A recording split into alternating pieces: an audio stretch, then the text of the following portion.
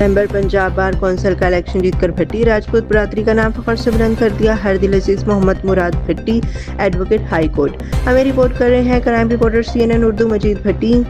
میاں مراد بھٹی advocate high court کالے کوٹ کے لیے ہر جگہ ہر میدان میں صفا اول میں رہے ہیں. ہمیشہ وکلا برادر کے حقوق اور سربلندی کی آواز بنے ہیں اور میاں مراد بھٹی وکلا برادر کا تہہ دل سے شکریہ بھی ادا کیا جنہوں نے میرے اوپر اعتماد کیا. یہ صرف اعتماد نہیں بلکہ آپ کی اس قیمتی سرمایہ کاری کو میں آپ کی امانت سمجھ کر آپ کی خدمات کے لیے ہر مسائل اور بال کی ترقی اور خوشحالی کے لیے اپنے تمام وسائل اور صلاحیتوں کو بروق پار ہر مسائل کو حل کروں گا.